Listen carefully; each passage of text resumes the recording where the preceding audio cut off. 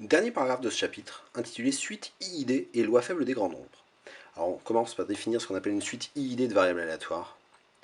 On prend un espace probabilisé, on dispose d'une suite xn de variables aléatoires discrètes, définies sur l'espace probabilisé.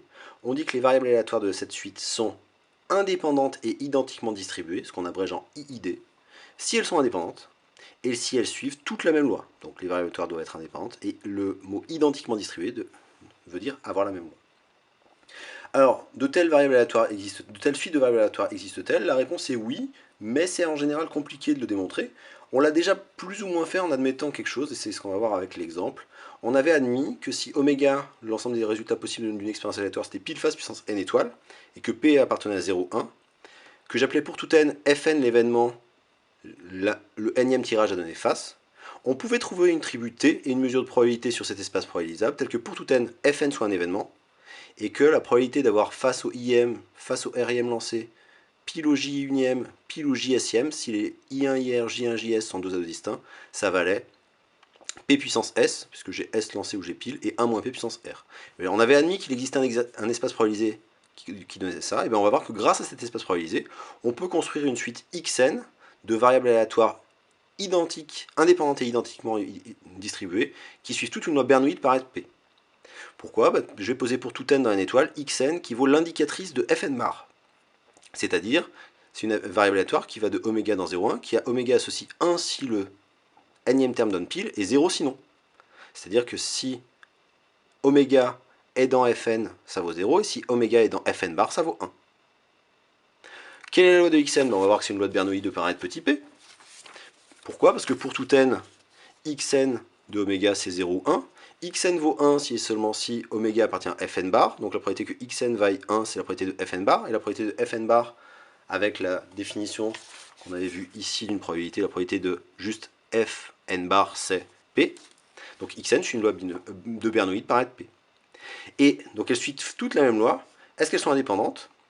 Pour montrer qu'une suite de variables aléatoires sont indépendantes, je prends un grand N et je vais montrer que x1 jusqu'à grand xn sont indépendantes.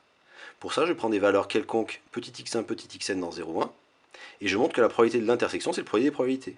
Sauf que l'intersection des xk égale petit xk, alors ça va dépendre. Ça va être l'intersection des... Donc grand xk égale 1, ça veut dire que j'ai eu un pile au km, donc ce serait fk bar, et grand xk égale 0, ce serait fk. Donc ça fait la probabilité de l'intersection des fi inter l'intersection des fi bar, pour i dans grand I pour celui-là, et i dans 1n privé de grand I dans l'autre, où grand I c'est l'ensemble des entiers tel que xi vaut 0, c'est-à-dire qu'en gros je regarde l'ensemble des rangs où j'impose d'avoir un pile, et l'ensemble des rangs où j'impose d'avoir un face. Ce qui vaut, par la définition de la probabilité que j'avais, 1 p puissance le cardinal de i fois p puissance n moins le cardinal de i. Or, pour tout k entre 1 et n, la probabilité que xk vaille k, ben ça vaut petit p si xk vaut 1, et 1 moins p si xk vaut 0. Autrement dit, ça vaut petit p si k n'appartient pas à i, et ça vaut 1 moins p si k appartient à i.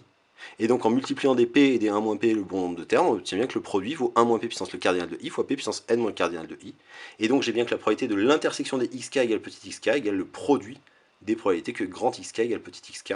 Autrement dit, x1 et xn sont indépendantes. C'est vrai pour tout n, donc la suite de variables aléatoires est indépendante. Donc les xn sont indépendantes et identiquement distribuées.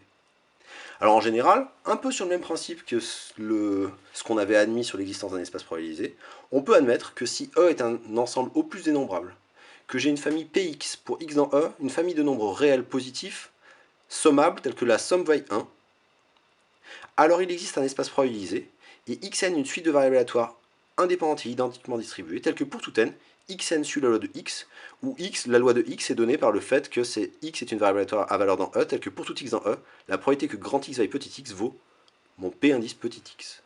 Donc ce qui veut dire que dès lors que j'ai une famille de nombres positifs de somme 1, je peux construire un espace probabilisé et une suite de variables aléatoires indépendantes et identiquement distribuées, qui ont toutes la même loi, et cette loi étant caractérisée par la famille de nombres px, étant comme la probabilité que grand x égale chacune des valeurs possibles petit x.